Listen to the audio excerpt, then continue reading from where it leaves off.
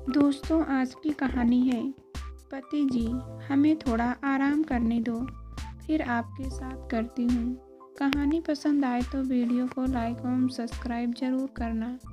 सुबह नाश्ते के बाद ही शीला रसोई की सफाई में लग गई थी। पिछले कई दिनों से सोच रही थी कि नौकरानी तो बस ऊपरी झाड़ू पोंछा कर देती है, पर आज वह सारी रसोई का नए सिरे से सफाई करेगी। इतवार को सोचा था, पर मेहमान आ गए तो उन्हीं में व्यस्त होना पड़ा। आज भी छुट्टी है और नाश्ता भी पकौड़ियों का भरपेट हो चुका है। खाना आराम से बनेगा। रसोई का हर कोना उसने रगड़ रगड़ कर अच्छी तरह चमकाया। फिर रैंकों पर साफ अखबार प्लास्टिक बिछाए। अंदर जब कुछ सर्दी लगने लगी थी तो सोचा थोड़ी देर धूप में बैठकर अखबार पढ़ लूं, फिर खाने का काम शुरू होगा। तब तक रसोई घर भी सूख जाएगा। अखबार लेकर शीला छत पर अभी आई ही थी कि पति विनोद की आवाज़ सुनाई दी। अरे भाई, कहाँ हो? आज खाना नहीं बनेगा क्या? यह कहते हुए वह भी छत पर आ गए। तभी तो भरपेट नाश्ता हुआ था सबका। आपने भी तो किया है। शीला, जानती हो मैं नाश्ता नहीं करता हूँ। बच्चों का मन रखने के लिए 2-4 पकौड़ियाँ ले ली थी। मुझे तो हर रोज़ 10 बजे खाने की आदत है, फिर भी बहस किए जा रही हो क्यों? आप इतवार को सबके साथ देर से खाना नहीं खाते हैं, पर आज इतवार नहीं है। अब नहीं बना है तो और बात है। मुझे तो पहले ही पता है कि आजकल तुम्हारी हर काम को टालने की आदत हो गई है। अब यह समय अखबार पढ़ने का है या घर के काम का? दूसरी औरतों को देखा है, नौकरी भी करती है और घर भी कितनी कुशलता से संभालती है। यहाँ तो बच्चे भी बड़े हो गए हैं, काम करने का नौकरानी है, फिर भी हर काम देरी से होता है। विनोद के ऊंचे होते सुर को साथ शीला का मूड बिगड़ता चला गया। शीला अखबार वहीं पटक कर नीचे रसोई में आ गई। उबले आलू रखे थे, वे छौंक दिए और फटाफट आटा गूंथ कर पराठे बना दिए। पर खाना देखकर विनोद का पारा और चढ़ गया। यह क्या, सिर्फ सब्जी पराठे? तुम जानती ही हो कि लंच के समय मैं पूरी खुराक लेता हूँ। जब नाश्ता बंद कर दिया है तो खाना तो कम से कम ढंग का होना चाहिए। पता नहीं तुम्हें क्या हो गया है। सारे उजुल फजूल कामों के लिए तुम्हारे पास समय है, बस मेरे लिए नहीं। गुस्से में विनोद ने थाली सरका दी थी। शीला का मन हुआ कि वह भी फट पड़े। एक तो दिन भर काम में जुटे रहो, उस पर फटकार भी सुनो।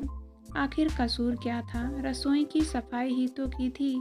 चाय नाश्ता खाना, घर की संभाल, बच्चों की देखरेख में उसने जिंदगी गुजार दी, पर किसी को संतोष नहीं। बच्चों को लगता है माँ आधुनिक स्मार्ट नहीं है, जैसी औरों की मम्मी है। विनोद को तो अब नौकरी पेशा औरतें अच्छी लगने लगी है।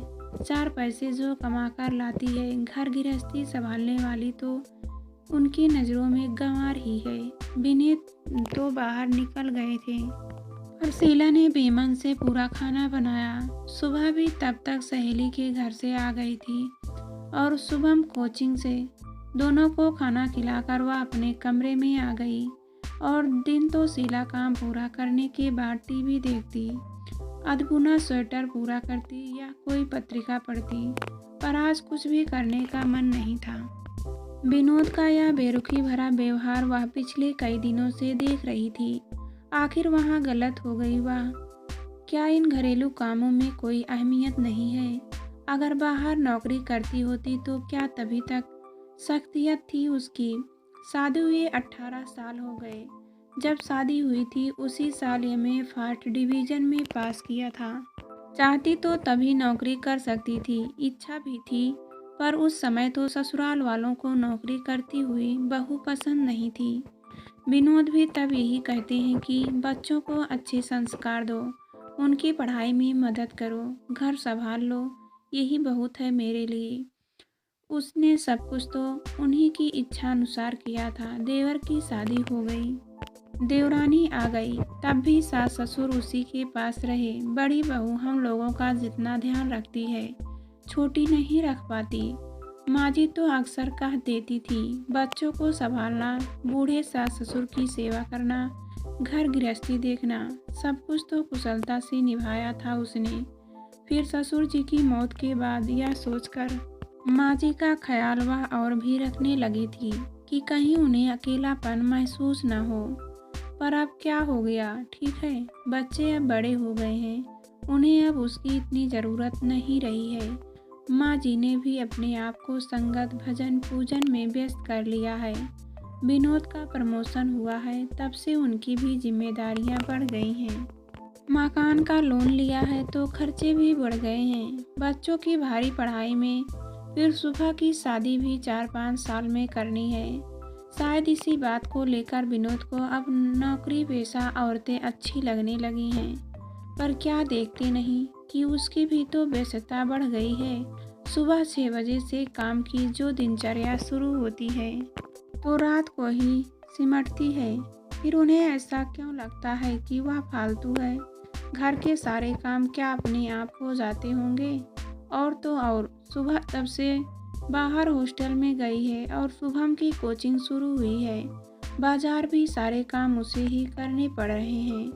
पर नहीं, सबको यही लगता है कि वह फालतू है। सबको उसकी शिकायतें हैं। और तो और माँ जी पहली बार 10-15 दिन को देवर के पास गई तो वह भी जाते समय कहने में नहीं चूकी, बहू तुम मेरी देखभाल करते करते थक जाती हो तो सोचा कि छोटी के पास कुछ दिन रह लूं। अनमनी सी शीला फिर बाहर बरामदे में पड़े मूड़े पर आकर बैठ गई थी। सुबह पास ही बैठी सिर झुकाए डायरी में कुछ लिख रही थी। क्या कह रही है माँ? अब सितंबर खत्म हो रहा है ना, तो अपनी उपलब्धियाँ लिख रही हूँ। इस जाते हुए साल की और तय कर रही हूँ कि अगले साल मुझे क्या क्या करना है। नए संकल्प भी तो करूँगी ना। अच्छा, क्या उपलब्धियाँ रही? सुबह कुछ सोचते हुए बोली, मम्मा मैं अपनी ही नहीं शुभम और पापा की भी उपलब्धियाँ लिखूँगी। देखो ना, शुभम को इस साल स्कूल में बेस्ट स्टूडेंट का ऑर्डर मिला है और पापा का तो प्रमोशन हुआ है ना। शीला ने भी उत्सुक होकर सुबह की डायरी में झांका था तो वह बोली, मम्मा आप भी अपनी उपलब्धियां बताओ, मैं लिखूंगी। और आप अगले साल क्या करना चाहोगी? यह भी शीला का उत्साह फिर से ठंडा हो गया। क्या बताएं, कुछ भी तो उपलब्धि नहीं है उसकी। अब घर भर के लिए फालतू जो हो चली है वह और एक ठंडी सांस न चाहते हुए भी उसके मुंह से निकल ही गई। ओह माँ, आप बहुत थक गई हो, आपको थोड़ा चेंज करना चाहिए। सुबह कह रही थी कि फ़ोन की घंटी बजने लगी। सुबह ने ही दौड़कर फ़ोन उठाया था। माँ, मम्मा का फ़ोन है, पूछ रहे हैं कि शेफाली की शादी में हम लोग कब पहुँच रहे हैं। लो बात कर लो। हाँ भैया, अभी तो कुछ तय नहीं हुआ है। बात यह है कि इन्हें तो फुर्सत है नहीं, क्योंकि बैंक की क्लोजिंग चल रही है। शुभम के अगले ही हफ्ते बोर्ड के इम्तहान हैं, पर तू तो आ सकती है। शीला क्या जवाब दे यह सोच ही रही थी कि सुबह ने आकर दोबारा फ़ोन ले लिया और बोली, मम्मा हम लोग भले ही ना आ पाए पर मम्मी ज़रूर जाएगी। और सुबह ने फ़ोन रख दिया था। माँ आप हो जाइए ना, सुबह आग्रह करते हुए बोली। भोपाल है ही इतनी दूर, एक रात का ही तो सफ़र है, आपका चेंज भी हो जाएगा और नाते रिश्तेदारों से मुलाकात भी हो जाएगी। और फिर दोनों मौसियों भी तो आ रही हैं। माँ आप यहाँ की चिंता ना करें, मैं घर संभाल लूँगी, बस पापा और शुभम का ही तो खाना बनाना है, फिर लीलाबाई ही मदद के लिए। बस आप तो अपनी तैयारी करो जाने का। ख्याल तो अच्छा लगा था शीला को भी, पर विनोद क्या तैयार हो पाएंगे? शीला अभी भी असमंजस में ही थी, पर सुबह ने विनोद को राजी कर लिया था। फटाफट दूसरे दिन का आरक्षण भी हो गया और सुबह ने माँ की सारी तैयारी करवा दी। शादी की गहमा गहमी में शीला को भी अच्छा लगा था। रात रात भर जागकर बहनों में गपशप होती रहती। सब रिश्तेदारों के समाचार मिले। भैया ने बेटी की शादी खूब धूमधाम से की थी। शेफाली के विदा होते ही घर सूना हो गया था। रिश्तेदार तो चले ही गए थे। बहनों ने भी जाने की तैयारी कर ली थी। भैया मुझे भी अब लौटना है, शीला ने याद दिलाया था। अरे तुम्हें क्या जल्दी है? शोभा और शशि तो नौकरी पेशा है, उनकी छुट्टियां नहीं हैं, इसलिए उन्हें लौटने की जल्दी है। पर तू तो रुक सकती है, भैया ने सहज स्वर में ही कहा था। पर शीला को लगा जैसे किसी ने फिर कोमल मर्म पर चोट कर दी है। सब व्यस्त है, वहीं एक फालतू है। वहाँ भी सब यही कहते हैं और यहाँ भी। भैया के बहुत जोर देने पर वह 2 दिन रुक गई। पर लौटना तो था ही।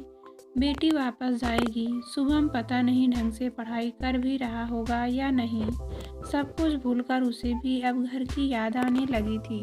माँ, बस दादी नहीं आ पाई आपको लेने, क्योंकि वह अभी यहाँ नहीं है। पर उनके 2 फोन आ गए हैं और वे जल्दी ही वापस आ रही हैं। कह रही थी कि मन तो बड़ी बहू के पास ही लगता है। सुबह ने पहली सूचना यही दी थी। उधर शुभम कहे जा रहा था, आपने इतने दिन क्यों लगा दिए लौटने में? 2 दिन ज़्यादा क्यों रुकी? अच्छा, पहले घर तो पहुँचने दे। शीला हंसकर रह गई थी। विनोद चुपचाप गाड़ी चला रहे थे। घर पहुँचते ही सुबह गर्म चाय ले आई थी। शीला के कमरे को देखा तो काफ़ी कुछ अस्त व्यस्त सा लगा। माँ, अब यह मत कहना कि मैंने घर की संभाल ठीक से नहीं की, और रसोई को देखकर तो बिल्कुल भी नहीं। आप तो बस चाय पियो और फिर अपना घर संभालना।